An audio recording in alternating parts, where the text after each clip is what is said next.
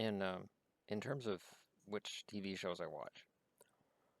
Now, I've done 2 videos so far where I basically say Fear the Walking Dead doesn't pay off and The Big Bang Theory not funny anymore. But there's one show that I consistently look forward to every week, and that's Dark Matter. Now, in Canada here, Dark Matter follows Killjoys. I'm pretty sure they're both filmed in Toronto. There's a debate about whether or not they exist in the same universe. There's a lot of hints that I look at in the first 2 seasons of both shows where I go, yeah, they probably exist in the same universe, or at least parallel versions of that universe.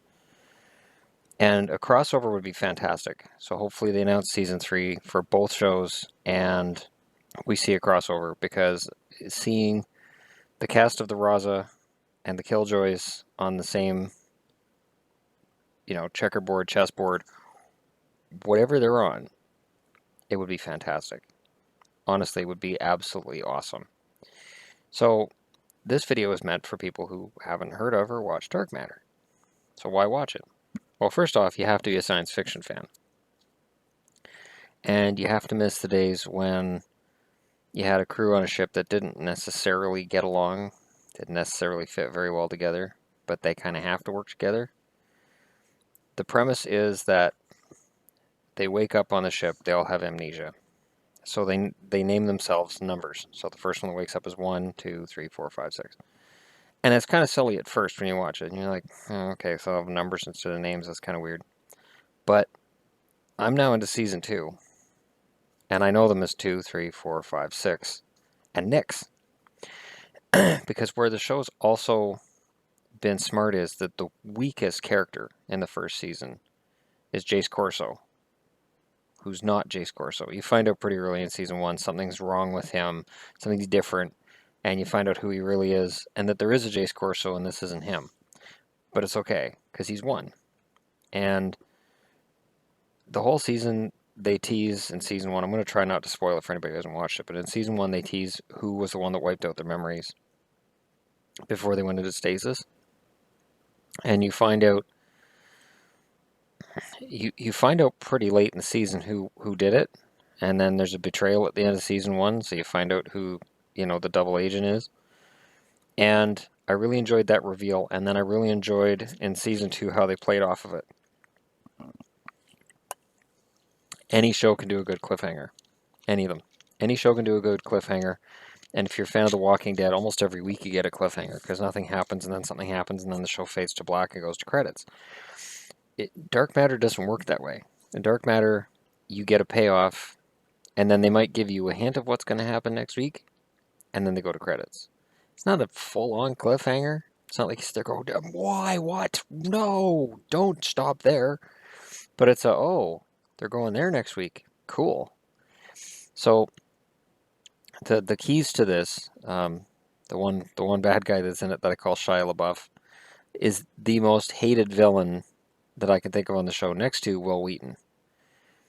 Will Wheaton's villain, who appeared on an episode of season 1 and now has been in season 2 as well. I hate him. It's like he took Wesley Crusher and said, now, what would happen if Wesley Crusher was evil? And he's cranked it up to 11. And it's amazing. It works. Now, at the end of season 1, they hint that there's a cast member, a crew member, a number who's going to be gone. And then at the start of season 2, you find out you're wrong. You're like, oh, so that one's done then. Nope. There's another one that they get rid of. And then they bring in 3 replacements. So you're like, oh, okay, maybe they're going to have, like I was thinking, maybe they're going to have a full crew. Maybe what they're going to do is they're going to add a few people every year.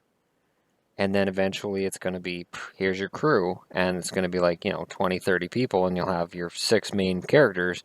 But you'll have about 30 people on the ship, which, the Ross is a relatively large ship. You could have a crew of 30 or 40 people. Fine. No.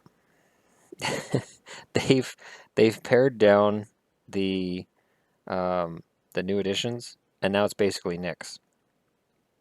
I don't know who the actress is who plays Nyx. I haven't really looked her up, but I didn't like her at first. At first, I'm like, oh, why are we doing this? Why is this character in here? Oh, yeah, of course she's tough. Of course she's a badass. Don't care, don't care, don't care.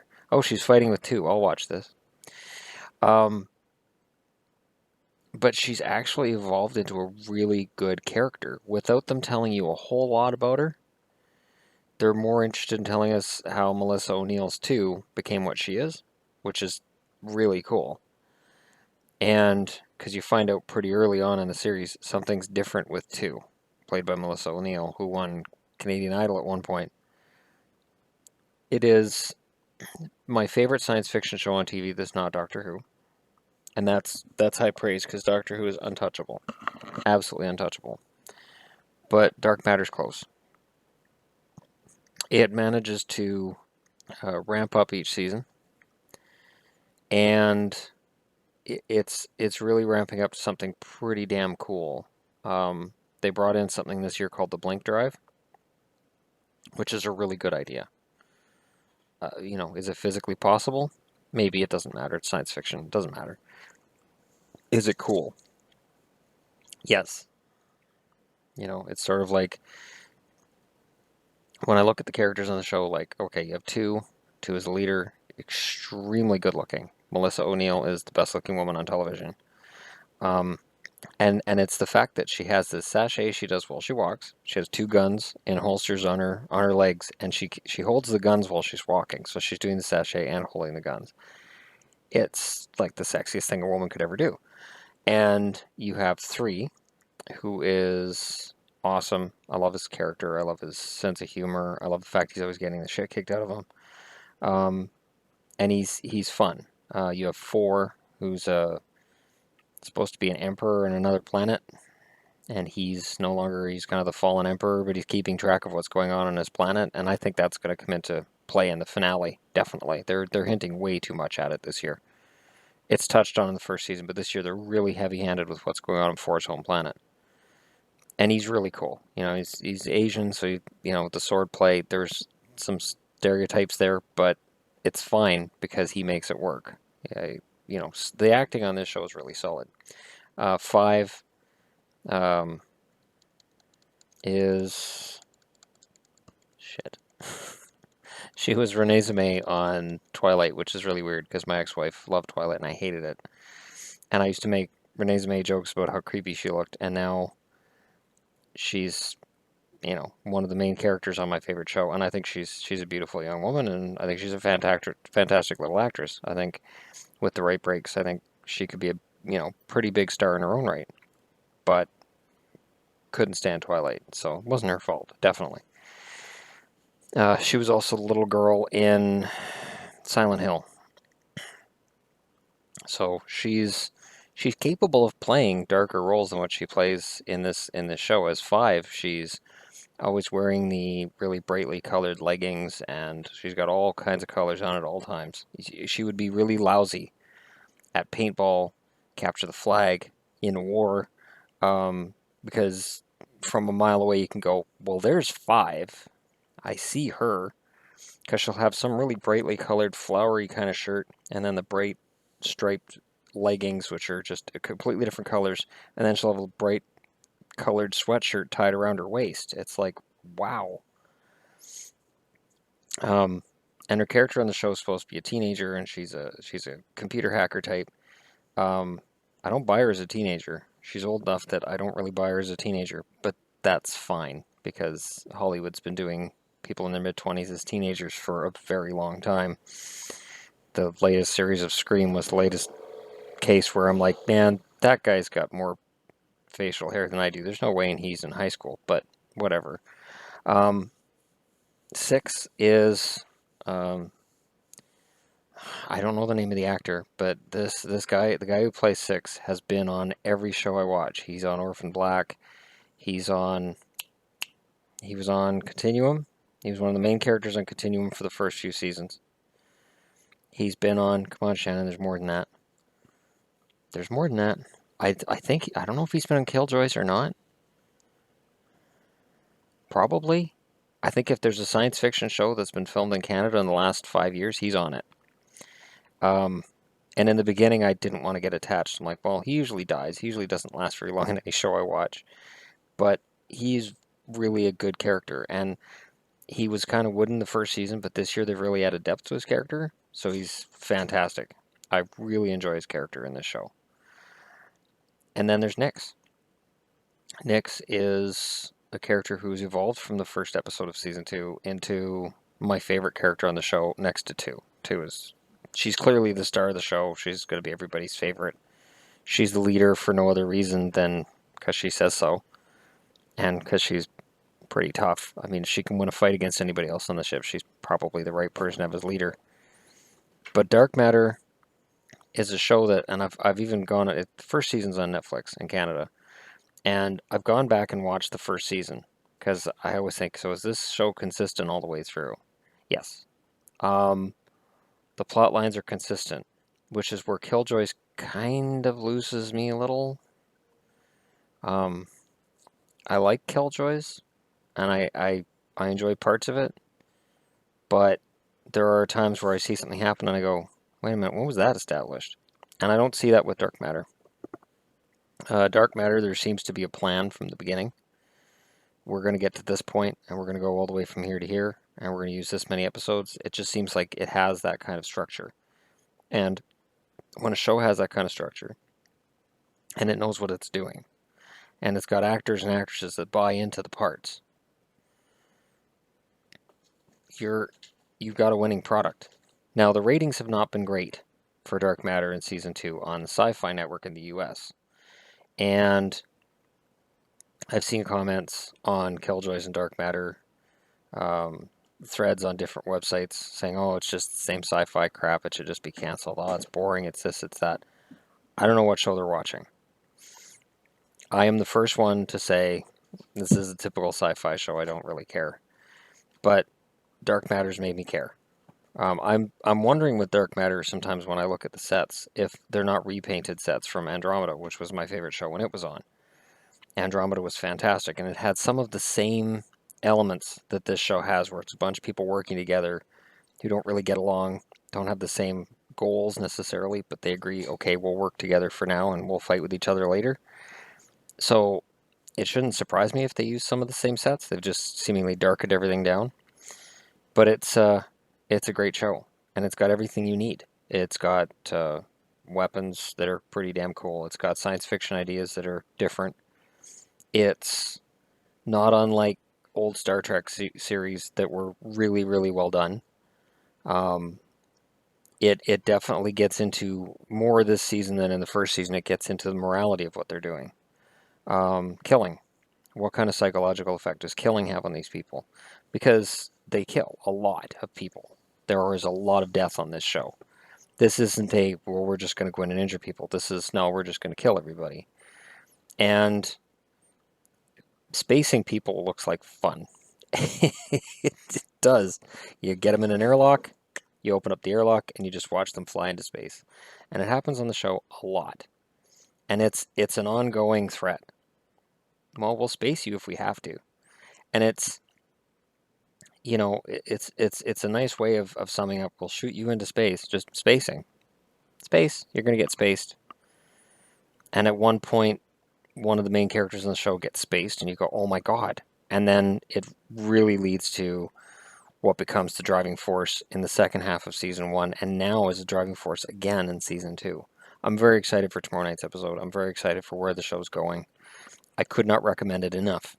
I don't want people to come in, look at my channel, and go, well, all this guy does is bitch about television. This guy clearly just wants to hate on everything. This is the problem. I watch Dark Matter, and it's fantastic, and it's really well written, and it's really, really strong. And then I change the channel, and I watch Fear the Walking Dead, I watch something else, and I see things, and I go, man, that's really off-putting. Sort of like the fact this shirt isn't strung right. That's going to drive some people nuts. Now there's other people who go, hey, I didn't notice that that shirt wasn't strung right. Did he do that on purpose? Was that an accident?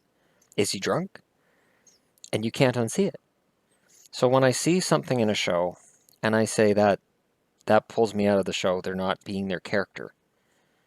And it happens on a lot of shows, and it happens with time. It gets harder and harder for writers after episode 300 to come up with something unique and different for this guy to do without it being out of character.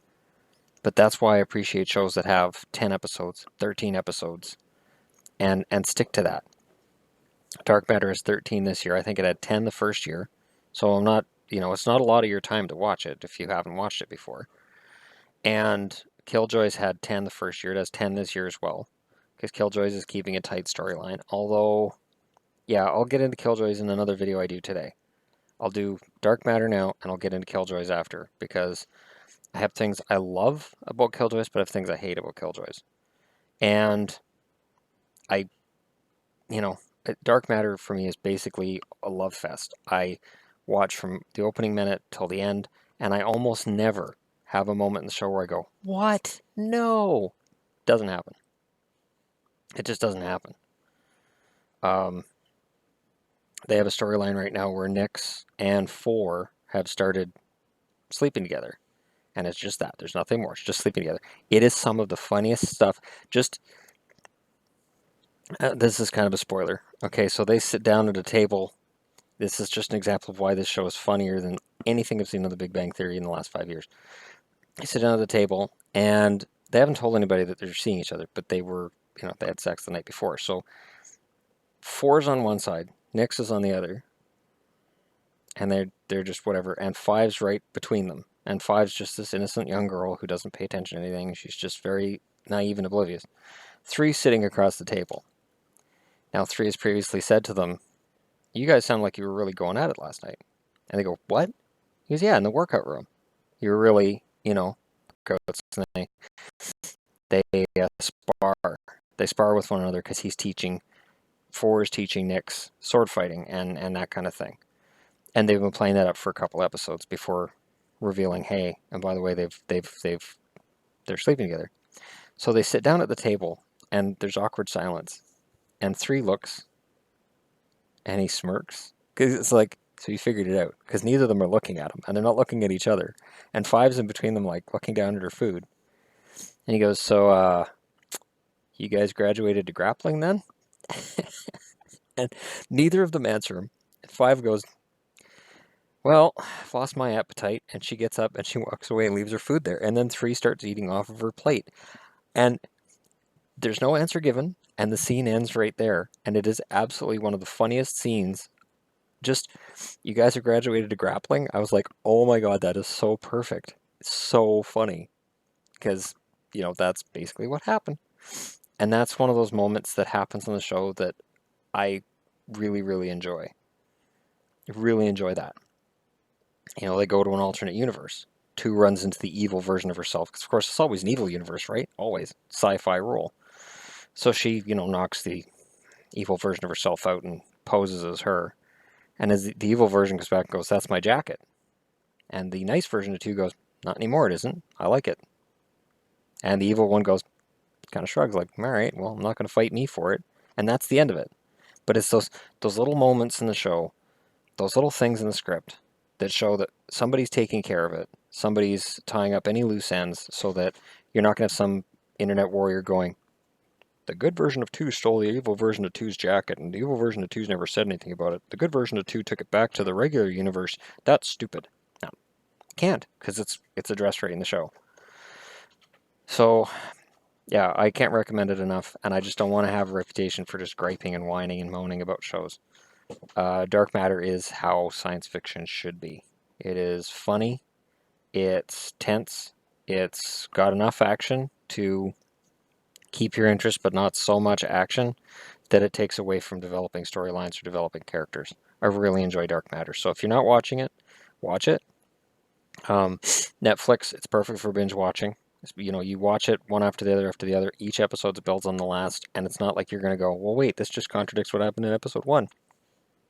No, it's fantastic, and series 2 has been amazing as well. I think season 2 has been better than season 1 because they get rid of some of the. There's a romance that blossoms between 1 and 2, and I never bought it for a second. So I'm glad that's gone. That's done. It hasn't even been mentioned in season 2, and I'm very happy about that because 2 is a strong enough character on her own. She doesn't need a man in her life to make her whatever. In fact, she's pretty damned intimidating. I don't think she needs anybody. but she has her crew around because she has a sense of loyalty. The the biggest selling point to me is the fact that all of these characters were really evil and they were horrible people before their memories were wiped. And now they don't want those memories back because they don't want to be what they were. So they're trying to be good people and do good things while dealing with the fact that before they lost their memories, they did some really awful, horrible things, made a lot of enemies, and there's a lot of people who want them dead. So it is a fun series. It is probably my favorite hour of the week watching television. And that's about as much as I can say, in order for praise or anything. It is my favorite hour of the week watching TV, is watching Dark Matter. Highly recommend.